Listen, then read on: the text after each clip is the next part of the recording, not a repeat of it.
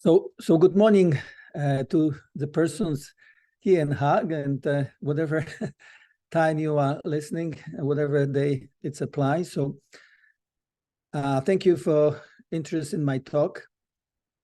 In today's talk, I will be focusing on fundamentals of sample preparation. Just want to make you aware that there's an effort in my group and several others developing, trying to put the fundamentals behind the sample preparation, similar, like, for example, in mass spectrometry or separations and so on, and how we use it, just to make it more interesting, to be able to facilitate sustainable sampling and sample preparation, integration of sampling and sample preparation for real applications.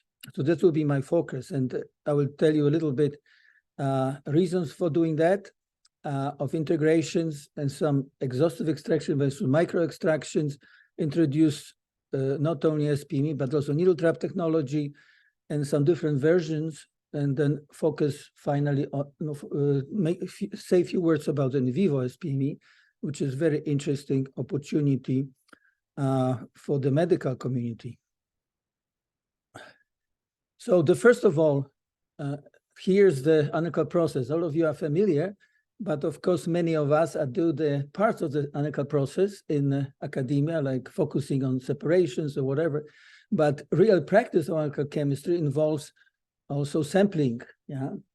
So when you do sampling, you also need to think a little bit differently than just doing sample preparation, separations, and whatever. So the ultimate goal, of course, is to integration of the whole process. And last year, you had opportunity to talk. To listen to the talk by the leader in this area of developing sensors, yes, where he basically pretty much integrates whole analytical process. But what I focus today into looking at the more complex samples and multi-component analysis, where we still use the separations and mass spectrometry, and mostly separation coupled to mass spectrometry. Whenever we do such a development, especially in our age, DNH, I mean, situations present, what we are facing globally, we need to consider that it needs to be green. But of course, it needs to match other parameters, like have a good parameters of performance as well as cost, being cost effective. So that's what I want to emphasize, that technology which we do actually has those features. Now, why would you like to look into fundamental sample preparations? I started that pretty much at the beginning of my career. I'll give you the idea how I did happen in a moment, because I recognize that, the typical parameter of sample preparation is recovery. This is not a scientific term, as you know. It is basically some type of experimental parameter. And it doesn't tell us very much what we are doing. We just try and error, yeah? So it's basically art. But when I start focusing on fundamentals, I really find it really fascinating, and a lot of my students as well, in addition to be able to do much simpler to achieving the goal by understanding fundamentals and using optimized technology based on fundamentals. And then also we can get more information. There's actually some papers which talk about that. And so you might look into that. Of course, when you are doing sample preparation, you focus on extraction. Yeah, from thermodynamics point of view, it is a partition coefficient, yes, which defines this process at equilibrium.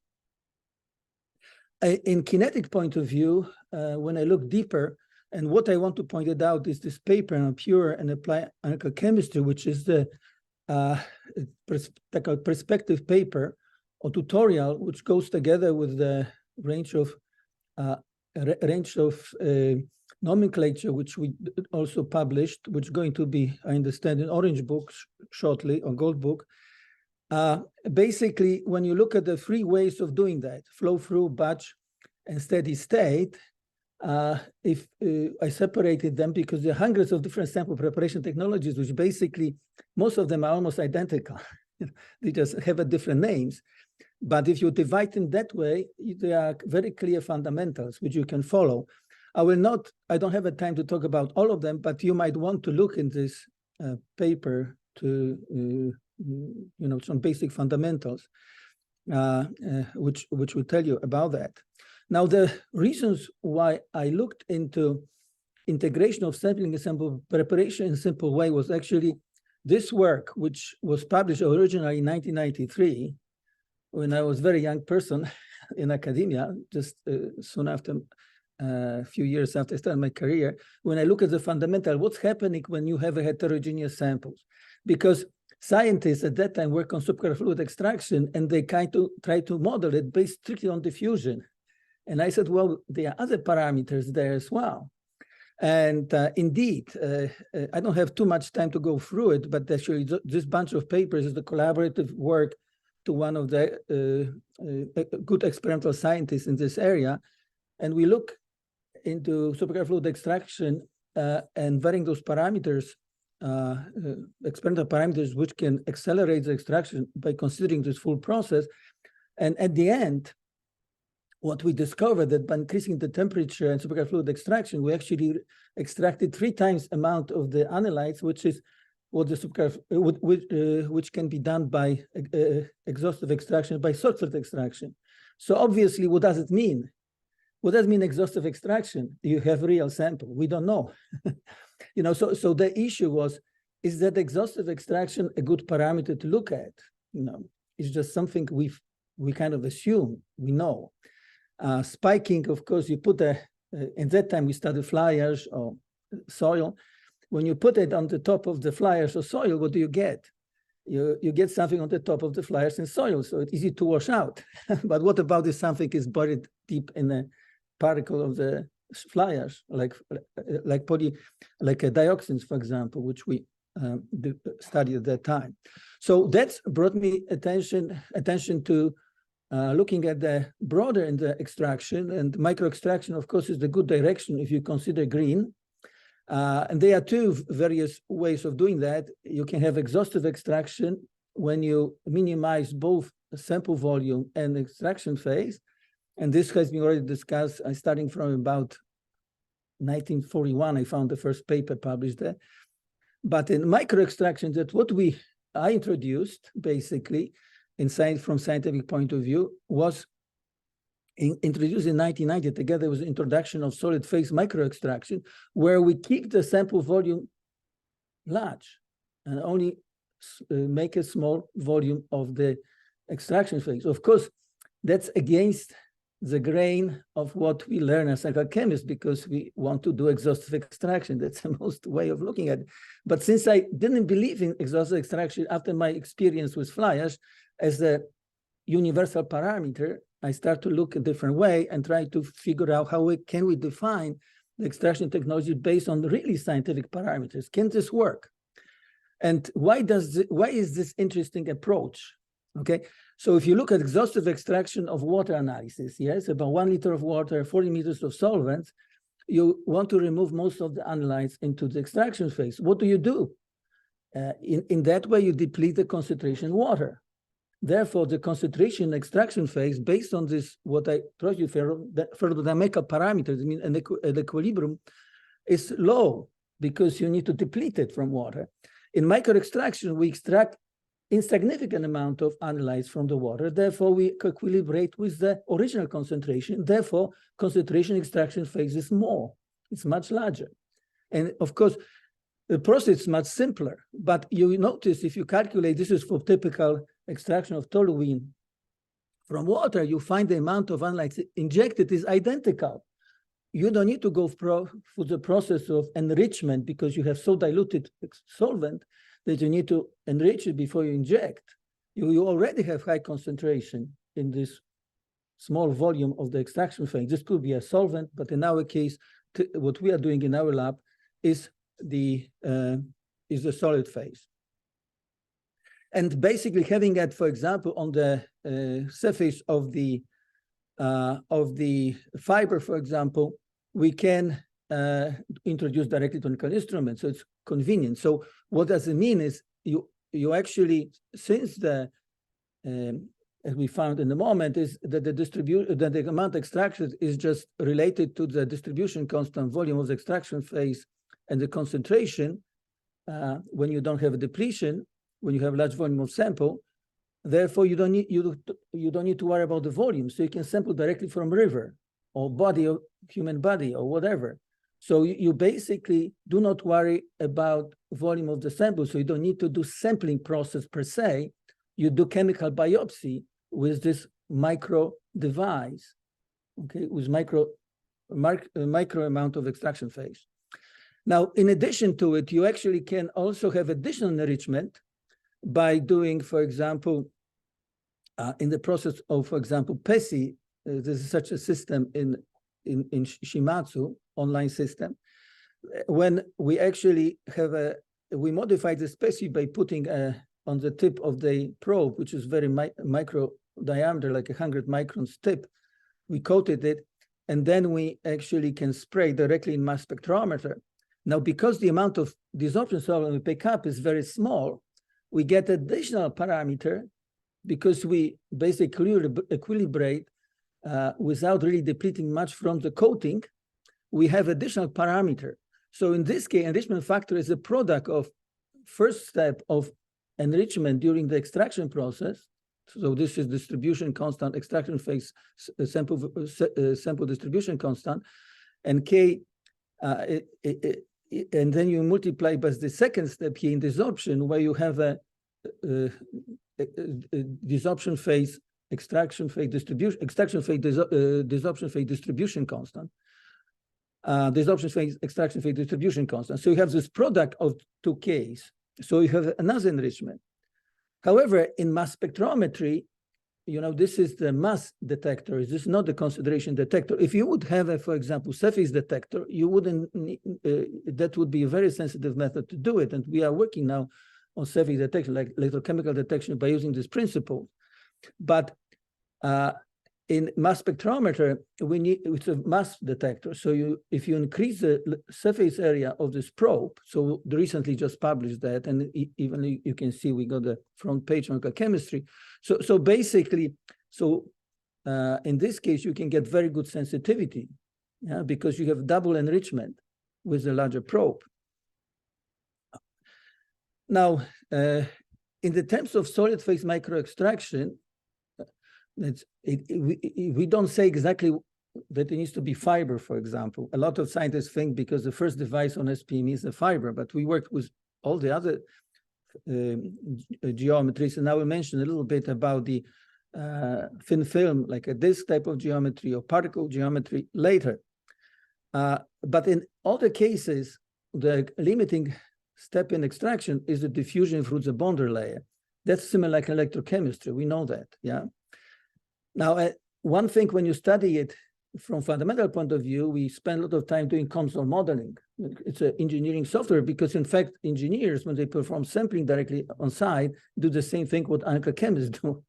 Yeah, so basically, just to show you that, I just want to indicate to you, if you use the magnetic stir, when you have directional flow, you actually have a situations where part of the coating of this fiber has a thinner bonder layer, that means faster extraction compared to the other part, the tail part. You know, so this is, you know, this is laminar flow, this is turbulent flow, and this is static extraction. So what I'm saying is that the best extraction as PME is actually vortex extractions, where you move the fiber around, not the magnetic stirring.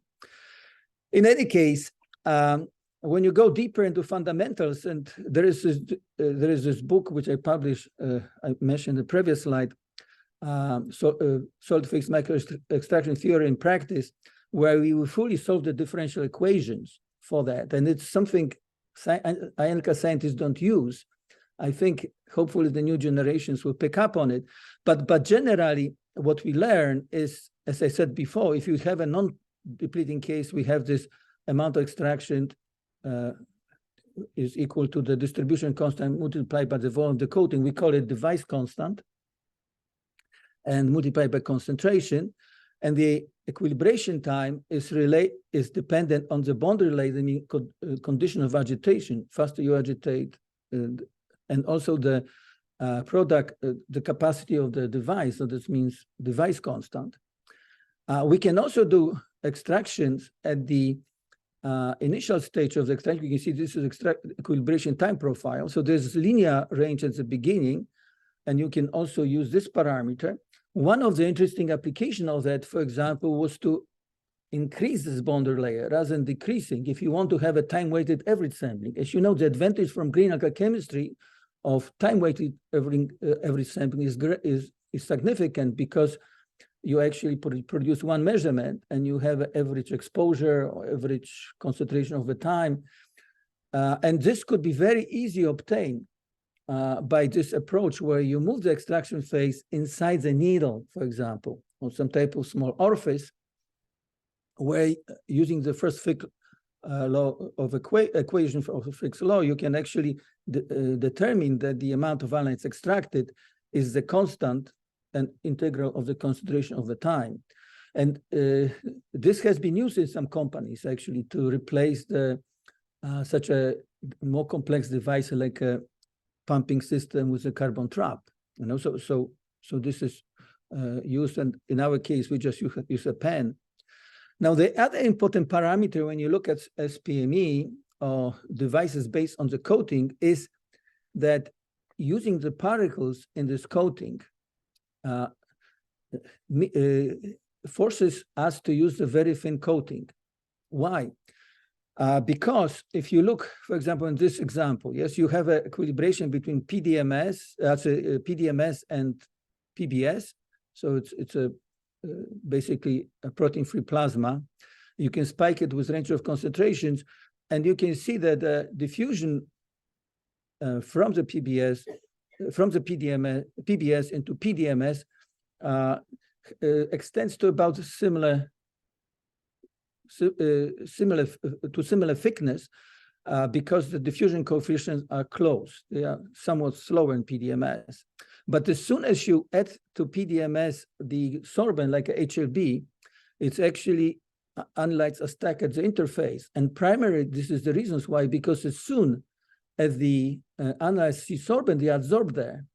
You know, so the partitioning is preferred to the sorbent as the reason why we use the sorbent particles in the binder. Yes, so therefore the only 3 parts, those are in the binder only diffuse. So that's something is very important to consider when you design the SPME device. It need to be very thin coating if you use a sorbent, particularly when you use the sorbents. Of course, the first device, as you know, was introduced by Supelco, and it's used all over the globe for, especially for food application for flavor and fragrance. And it's fully automated. So instead of having typically like extraction samples here and inject into GC, you actually have real samples. And it goes to the thermostated unit because we calibrate and we use a constant temperature to make sure the K value is constant, the diffusion coefficient are constant. So basically, you can perform a lot of sample analysis. You can do direct extraction, headspace, which is very popular. I will talk in a few minutes about that. And then basically, what we spend most of the time direct. And here I show the membrane. This was discussed, this book I just mentioned to you about. If someone is interested, a good book to have. And basically, instead of having separate membrane like we did initially, we actually incorporate the membrane into the structure of the sorbent. And I will mention that in a moment, how we do that. Now, when you look at the headspace analysis, coming back to headspace analysis, you see it's not extraction from headspace per se, it's extraction through headspace. And that's what you need to remember. The same when you do direct extraction, it's not necessarily extraction from the fluid which is there, but it could be through fluid from the matrix. Yeah. So basically, but in headspace, particularly important because, as you know, the amount of concentration in the headspace is determined by the Henry constant, and of course it could be very low for some of the compounds which has a low Henry constant. But the fiber has high affinity to those compounds typically. So what it happens is it depletes the headspace, so the migrations occur continuously until equilibration in the 3 phases occurs completely. Yeah. So this is the example. So if you have a compound which has a high Henry constant, its fiber extracts primarily from headspace, but headspace analysis will do this like a static headspace. You know, traditional static headspace will do also quite well in this one. But for compounds which has a low Henry constant, like pHs, many others, you know, so you would need to move it from water via headspace. So there are different strategies via headspace to the coating. Yes, so there are different strategies to accomplish that, to accelerate it, like using temperature gap, vacuum, and so on. I don't have too much time to talk about it, but that has been discussed. So here's the example of probably the most impactful way of doing SPME, collecting the fragrances from flowers. And this has been done by perfumists all over the world. And why? Because they actually collected original compounds which are in fragrances, not some derivatives after solvent extraction of flowers.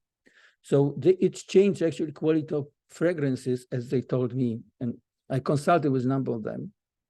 So this was the most impactful way. Now, if you collect it from flower, you can actually design the device, and this is very useful for those who use SPME. They are not using it, and I'm surprised because we published a number of them. So you can load the compounds standards. For example, here you have a benzene, pentanone, octane, and basically in this as a standards in the thin film, and it's like a flower, gives up continuous concentration. So if you extract it for a certain period of time, you can load on the fiber. Why is it important? Because when you use SPME, I don't have the time to talk about it from practical point of view, you need to change the liner in the GC. So when you inject the solvent, then you need to change the liner and then inject the fiber if you want to calibrate. But this one allows you to avoid this. You can just use one liner and use the standard gas system. Plus, you can use the standard gas system for any other applications. This is a very powerful approach, I believe, in the future. Very simple approach. Free versus total concentration. This is very fascinating to me, and I did a lot of applications on it. So basically, I would compare the micro extraction approach versus exhaustive extraction of the same dimensions. So exhaustive extraction doesn't need to be bigger. You can pack the sorbent inside the needle. Yeah. And how we did it is we have this sampling device, as you can see. Yeah. So you have a needle and there's a sorbent in the tip. And there's some sealer. I will mention that in a moment. And then basically, then we can seal it, take it to the lab or analyze immediately, and you have a narrow neck liner.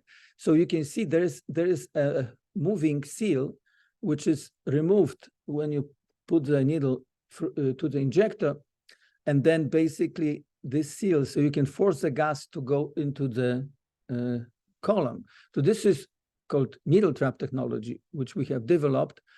And if you, of course, needle trap is exhaustive extraction, so it's calibration based on volume, versus SPME, calibration based on distribution constant, yeah?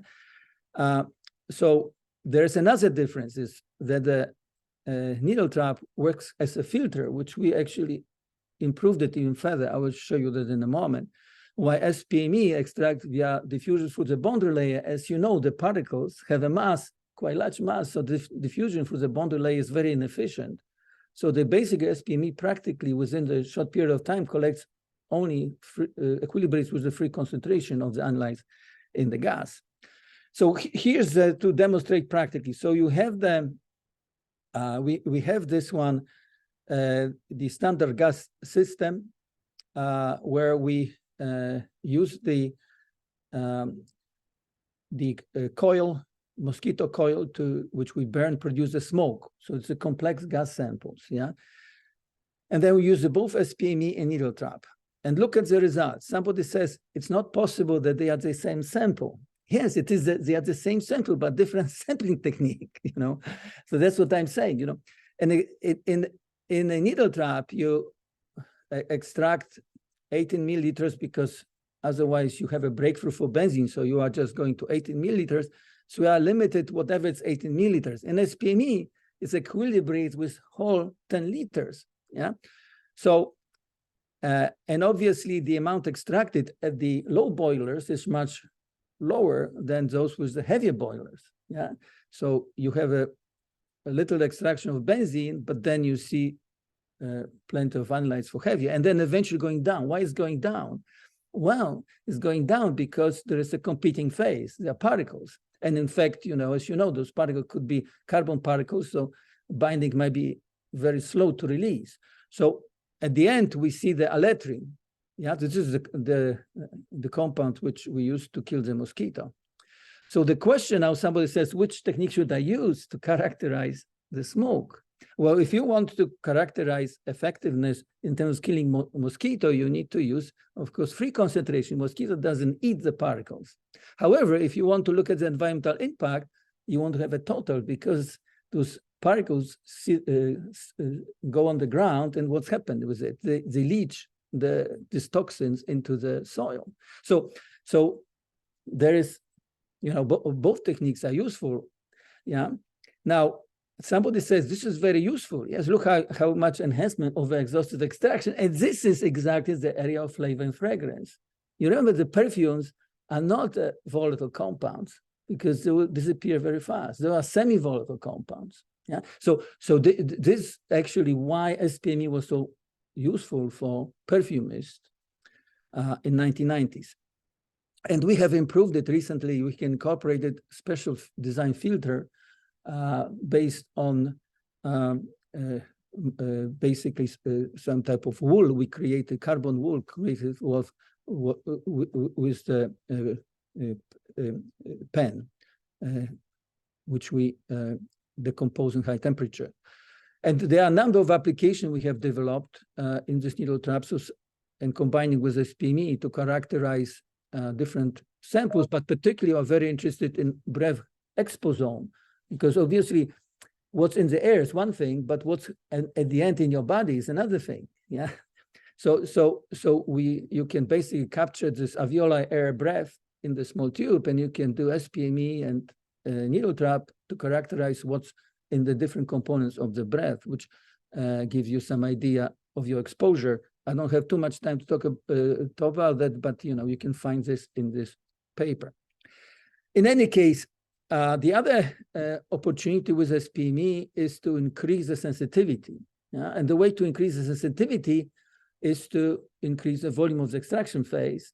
Of course, first of all, choose the best sorbent and keep it thin. But of course, eventually you want to, the other way to do another path is to increase the volume.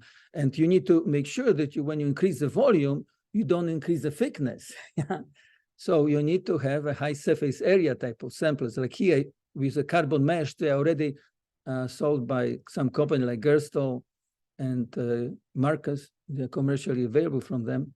So it's basically, and compared to fiber, of course, you have a quite substantial, about 20 times more of the sorbent.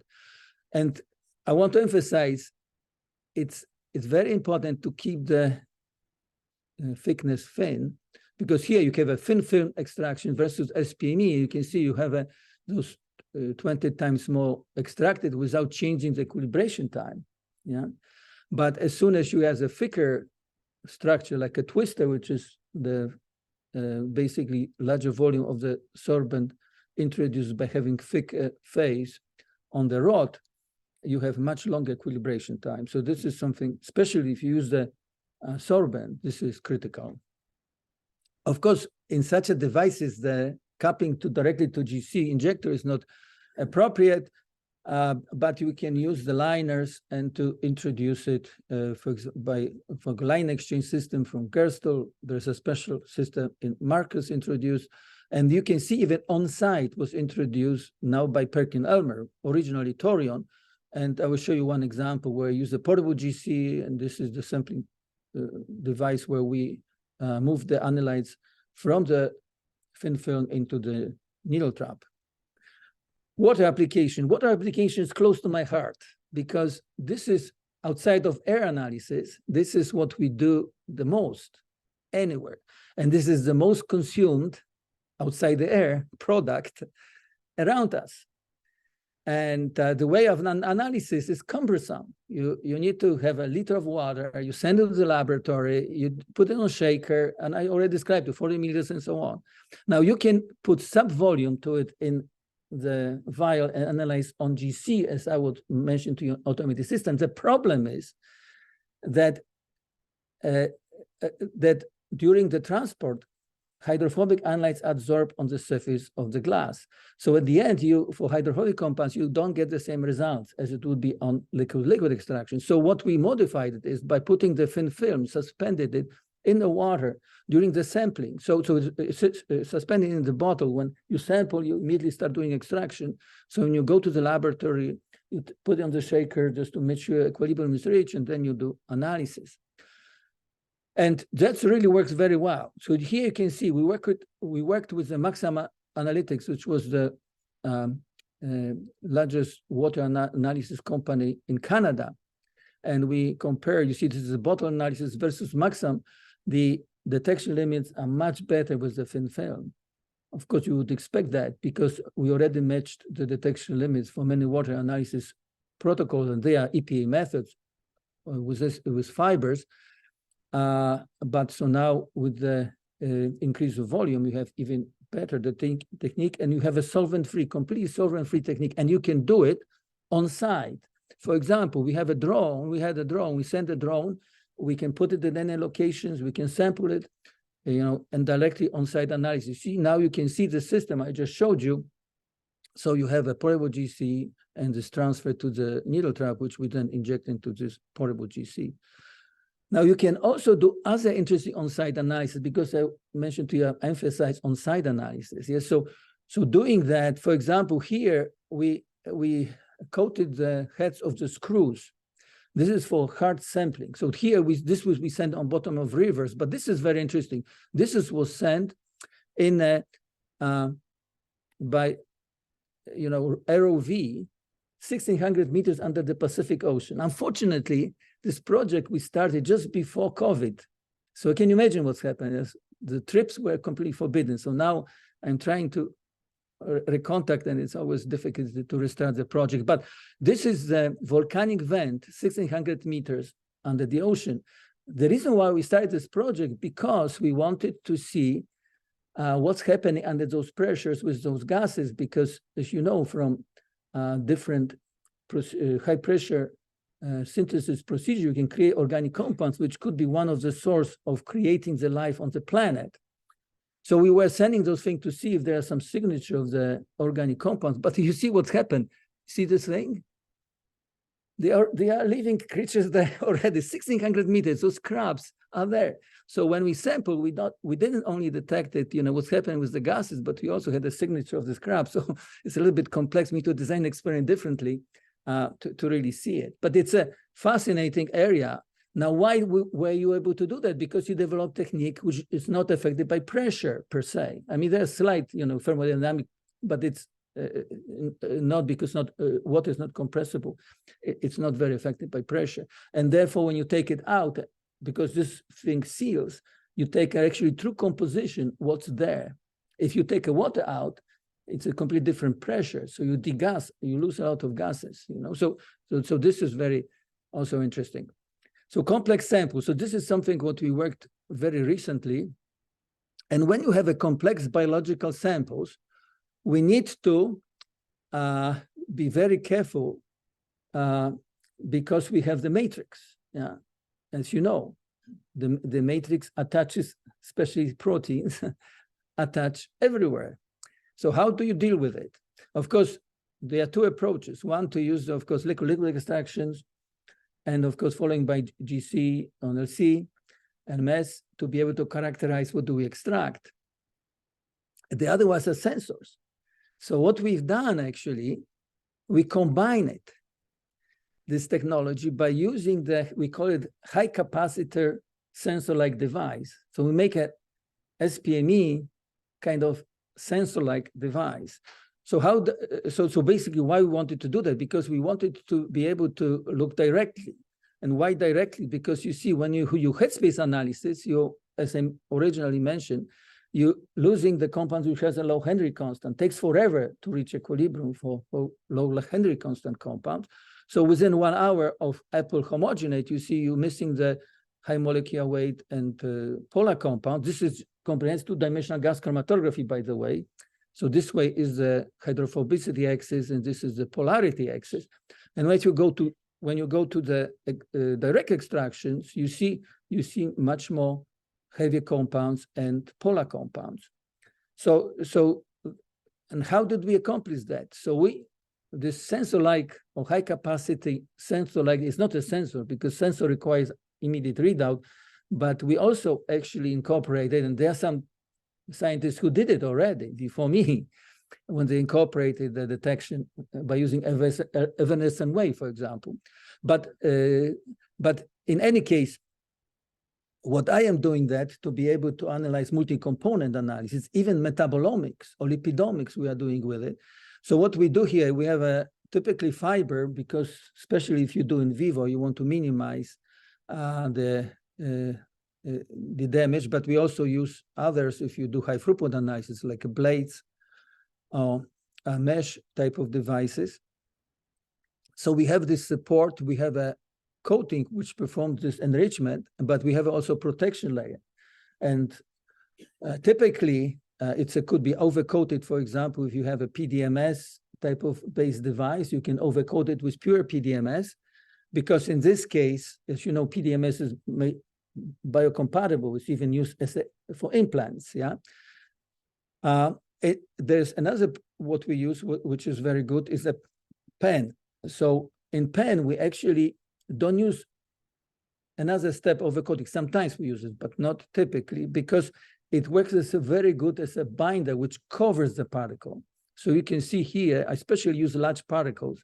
So you can see those particles and they're overcoated with pen. So when they are put in the biological system, the protein doesn't see the particles, you just see the pen, and pen is biocompatible. It's even used in, for example, dialysis membrane production. So this is very powerful approach. And this is how it works. So you have this pink absorbent particle, yellow, this binder.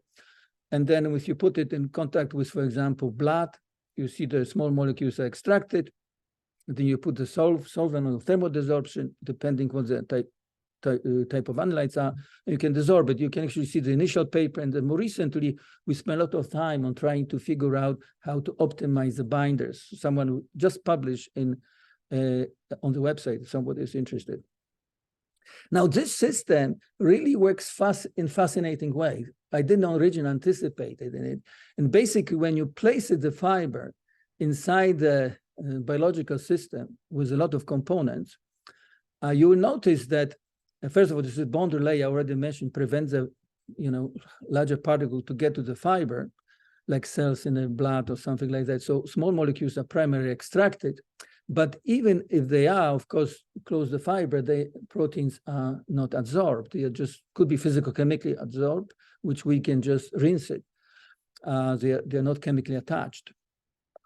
But you can notice is that when you have the hydrophobic analytes, they are also very bound to the matrix, as you would expect, whether hydrophilic or not. When you do hydrophobic base extraction, for which SPME works, then of course they primarily like to do hydrophobic. But it has a competing phase, the matrix. Why hydrophilic, they don't have a competing phase, so how concentrations are much higher. For which it equilibrates with. So in the case, the effect of it is called balance coverage. So we extract everything, polar and non-polar, as long as the analyte is be able to extract by the sorbent, the appropriate sorbent. And this is, we did the constant modeling on this whole process, and we can see that the amount extracted is about the same, depending on the K value of the affinity towards hydrophobicity of the compounds, because higher hydrophobicity means higher affinity towards the matrix as well as to the fiber. So it basically balances itself. So you do self-cleanup in a sense. So this is amazing opportunity for biological sample. Here I showed you how does this work in practice. So if you do steroid, which is hydrophobic analyte, in PBS, which is basically there's no matrix there, just PBS. Protein-free plasma, basically, yeah. So it's extract almost 100%, but as soon as you put the plasma, extract very little because you have a competition from the proteins. Morphine, which is more polar on the other hand, extracts the same amount because the binding level is low, similar amount, there's still decrease, yeah? But also you will notice is that at higher extraction time, there is some competition for the polar compounds, which you see only, and I want to emphasize only, when there's no competing matrix. Because as soon as there's competing matrix, you see there's no, because why? Because the hydrophobic compounds, which could potentially affect the fiber, they are competing out by the matrix. So we never seen actually, we rarely see the effect of the so-called displacement effects, and it only occurs at higher time when the hydrophobic analytes extracting close to equilibrium, because it takes much longer for high K-value compounds to extract. Anyway, because you have this multi-phase equilibrium, as I mentioned. Now, because we have this multi-phase equilibrium, we can also use the fiber as a means of dosing the compounds to the sample. And also we can use it to measure the binding of the proteins, for example, or tissue to the fiber. Because you can have load the analytes, what you measure onto the fiber, you put it in the small volume of the tissue, and you find how much you lose it. And of course, this will give you about the capacity of the sample. The other way would be to spike the matrix and PBS, for example, to extraction at the protein and see how much less you extract. This gives you the idea, the drop in the free concentrations, which give you, you can easily calculate the free concentration. So this is a very interesting opportunity. In addition, from metabolomics point of view, we don't have a matrix effect related with processes occurring in electrospray. So we don't have a suppression because we don't extract the lipids. As you can see, this is what you see after 40 runs. This is blank after 40 runs of protein precipitation. You have this phospholipid band. For those who do metabolomics, understand what I'm talking about. For those who don't, basically you dirty the column first when you do metabolomics.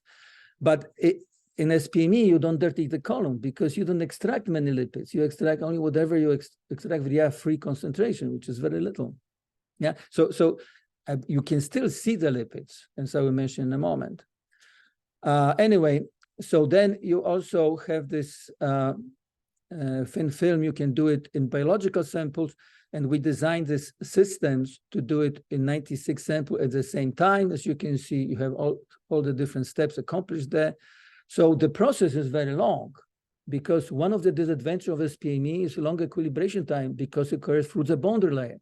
Unlike in SPE, where you percolate through high surface area situation, we have a particles contact, yes, like in chromatography. So basically, you need to do parallel extractions to match the speed of the LCMS. So this was why we do it 96 well plates.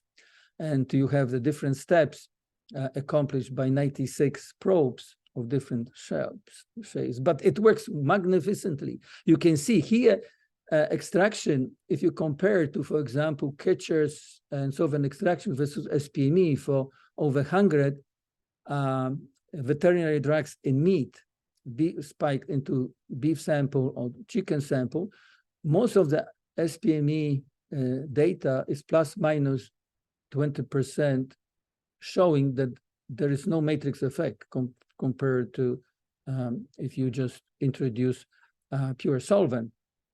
So basically, there is no matrix effect, and accuracy and precision is also much better than other techniques. I refer you to those papers I mentioned here, our recent papers.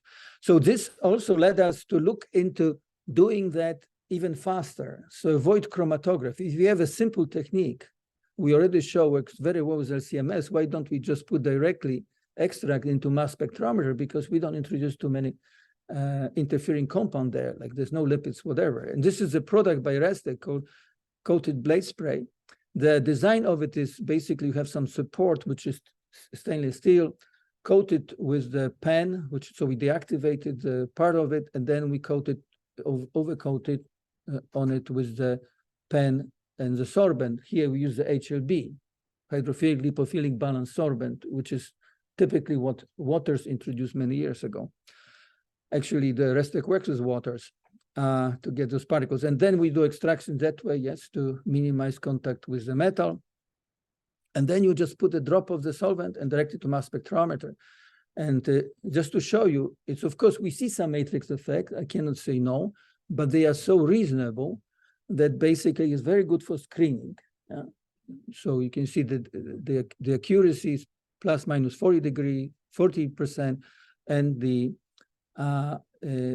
RSDs are 30% plus. So it's good for screening compared to paper spray, for example, where you put the whole matrix directly to mass spectrometer. Now, this is what I want to emphasize, because I wanted to tell you coupling to sampling. Yeah? So I always think about how to do coupling to sampling, because it's a green approach, so coupling to sampling. Yeah. So basically, what we do, for example, in drop analysis, you can put the blade directly in the sample. Of course, if you do water analysis, no problem. Biological sample, you wouldn't necessarily put the whole blade into body, but you can put drop of blood, which could be done at home, you know, and then rinse with water, as I showed you how this technique works, and then send it to the lab for analysis. Yeah, so this something could be done, and of course, communication between the home and the lab could be done via drone communications. I look in the future, yeah, that's how it's probably going to be done in the future. So in vivo, the last topic I'm going to cover. So in vivo is a fascinating, of course, technique from another point of view. Of course, there's a lot of scientists look into in vivo applications because it tells us, give us information how the living system operates. But also from medical point of view, I'll show you it's very important to be able to get the comprehensive information about chemical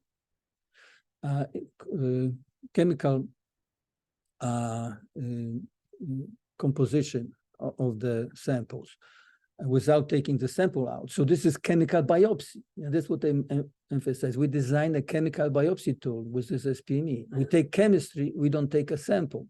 Yeah? So, and one of the advantages of chemical biopsy is that we separate small molecules from the protein, from the enzymes. Therefore, the conversion of the analytes due to the enzyme doesn't occur. We need to be careful, for example, oxygen sometimes, so we can put it directly, fiber, into the nitrogen environment, and so on, or freeze it immediately in the liquid nitrogen. That's what we typically do. And another interesting feature, what I already emphasized, is that we don't have matrix effect. So this is very, very good opportunity for scientists to use this in vivo SPME for the metabolomics studies or multi-component targeted analysis. And of course, because I mentioned to you, otherwise, if you do like liquid extraction, you change the sample. Similar what I emphasized at the beginning, yes, when the fragrance people had this problem. Yeah. So don't tell me that suddenly looking at the human biological sample, we don't have this problem. So obviously we do. So having direct in vivo extraction in immediate analysis will give us same advantage over what it has been already defined by fragrance people. And one of the interesting applications of SPME actually are lipids. And why?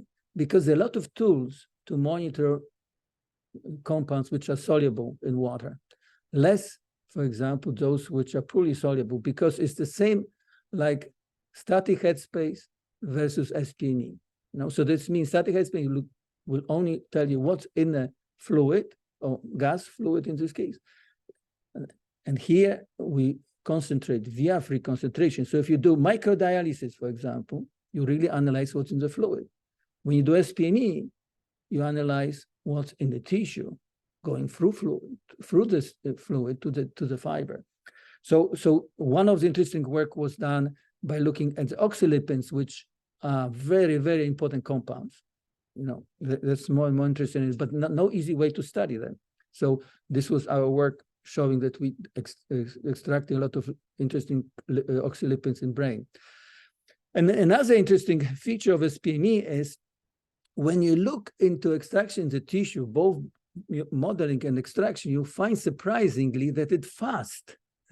So for example, if you have a static extraction in gel, it takes days to reach equilibrium for doxorubicin. This was the compound which we work with one of the surgeons, lung surgeons. And basically, when you do in PBS, you do agitations, or what you do, you actually extract. You still need to have a like a 40 minutes. When you put in tissue, in lung directly, SPME extractions, only, look, that's only 20 minutes. Why?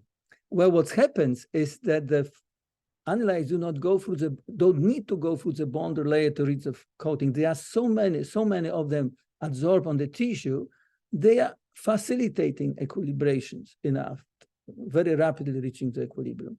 So this is very interesting, telling you why SPME might be very useful in vivo studies.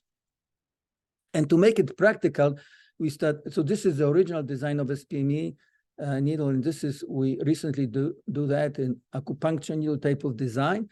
So we basically make etching, then we fill this etching with a sorbent, and you see it looks like that in practice, and we are doing a lot of experiments right now with that, and we can use very tough tissues, and you can see before and after different type of tough tissues. There's no effect, just to show you. And then also we have designed very simple way of introducing to mass spectrometer, and not only to mass spectrometer. Actually, right now we are working with a person who designs the sensors, because unlike, it's very difficult to design the sensors which you can put in a body, but it's quite easy to design the sensor which can detect it in a fluid, which is simpler. Yeah. So SPME can go in the body, and then because it simplifies the sample, can also be detected by the simple sensor. So here's this example, brain extractions. You can look at the different compounds, and the MOI, this interface, is actually the design shown in here. There are a number of papers on it. You can see it in the literature, but basically what we do is that we use this negative pressure introduced by aspiration of the fluid from LC into mass spectrometer, and basically we use the positive pressure by the pump, and this point you have an atmospheric pressure, so we can fill up this microfluidic volume. So we put SPME with microfluidic volume, and then we desorb it into this material. Then we switch off this valve for short time, introduce the sample into the mass spectrometer, then turn on the pump, and the flow is continuous if we are not filling or emptying this chamber. So it is continuous flow system. It works very well. And it's simple to design based on chromatographic T. In any case, if someone is interested, please contact me. I can give you more information about that. Now, if you're doing brain studies, for example, here I just showed you some. Of course, the microdialysis is one approach, but we have demonstrated that SPME give a similar results, and but the difference is, of course, is this the more hydrophobic analytes being extracted by SPME versus microdialysis, and vice versa. So the best approach would be to do both techniques at the same time. But we also recently came up with a modification of SPME where we also incorporate push-pull. So basically SPME, this acupuncture needle probe, works as a piston. So basically you can see that you have a basically needle, and the SPME probe is a piston. So you can do both extraction. You introduce the PBS into the or saline solution into the tissue, and then you draw it back, yeah, and then you can analyze both saline solution and SPME. Of course, SPME gives you more information on hydrophobic analytes, and saline solution gives you more about polar. So you can also try to use this approach, push-pull technique, which is also used very often by analytical chemists. And eventually, last thing what I want to mention from scientific point of view is that you don't need to use the mass spectrometer. You can read it, for example, fluorescence. So someone is interested, we develop simple spectral photometer for fluorescence monitoring, is published in this paper, and using based on the micro laser. And why I mention that is because Cepheus technique do not require as many analytes. So we can put it on the, for example, on the small particle, like it will be magnetic particle, coated magnetic particle. And why would you do that? Because when you reduce the volume, you actually mass transfer is much faster. So you can do much faster extractions. Now, what we are primarily interested, actually not necessarily in particles, but in the tips. So that's also accelerate extraction. As you can see here, tip extraction from the sample. You can use the mass spectrometer, or you can directly read from this reader using Cepheus techniques, which are, of course, you have a very high concentration, as I mentioned, and achieving single resolution. So in any case, what I want to mention to you, the micro extraction technology are very popular. This is just an SPME part of it, which has this full SPME as a title. And number of publications are increasing, as well as the citations. And this happens with also liquid phase micro extraction. So this is very important. So this brings me to the conclusions. And there are things that I want to emphasize in particular, that we are ready to have those fundamentals explained to the students, definitely for graduate students, which I do it, but I know in many universities it has not been done. People introduce SPME without fundamentals, and that draws a little bit, because they always say it's simple technique. Well, it's not as simple as you think. If you want to do quantitative data, you need to know how to get it. So I think it's appropriate to have those things in the courses if you want the graduate student to be familiar with this new trend of the green sample preparation technologies. Yeah.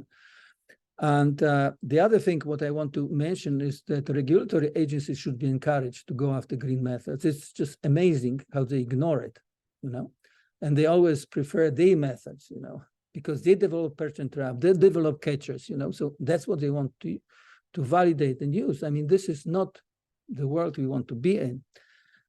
So I am, to facilitate that, I am editor-in-chief of Analytical Chemistry.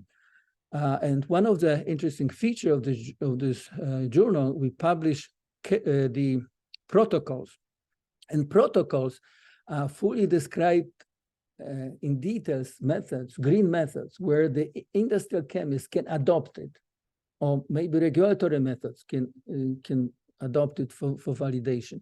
But so if you have methods, we welcome that aspect. We started 2 years ago, and we are having quite big success, interest. And also there is a conference focused on this in this area. Next year is going to be in Colombia, because we travel around the world, similar like IUPAC, bring the conference to the users, especially for younger users like students. They will not come to anywhere in the world, so we need to go there. But following here in 2025 is going to be in Germany. So for those who are in Europe can attend there. And finally, what I want to emphasize is, of course, I'm getting close to retirement, and of course, I probably disappear in not too distant future. In fact, one thing I'm very concerned, really, and I think you probably too, you're a scientist, so you know that. As a scientist, when you read the literature in different areas, we know we have solutions to these different situations, dental hunger, pollution, but there is no willingness of the institutions, which has been evolved in historical terms. This means, via kings. Now the issue is how the world should look in the future, And I think we need to create some type of image, because this has not been done. If you look at the literature, like science fiction, they talk about what's going to be in Mars. Well, come on. You need to evolve a different human to be comfortable in Mars. Maybe it will happen few generations, but basically, our home is Earth. And there's no reason not to create the paradise here. Absolutely. I don't see the reasons not to. It's just our no willingness to organize ourselves to do it. So I propose this book competition for the visionaries, about how the Earth should look like 100 years from now. So at least there's a path, what we are looking for. and discussion about it, because we still don't have a vision. Do you have vision how the world should look in 100 years? So I'm not economist, I'm chemist, but I listen to a lot of, because I'm concerned about it. The reason why I'm concerned about green chemistry. Yeah, I'm very interested to make sure we create this vision. So I think the book competition, especially for younger generation scientists, who I'm sure they're concerned not only for them, for their children, will be very useful. And this, actually, you can find more details in my website, where you can also find some presentations, scientific presentations in this area I just covered, if you are interested. And this close my presentation. Thank you very much for your attention.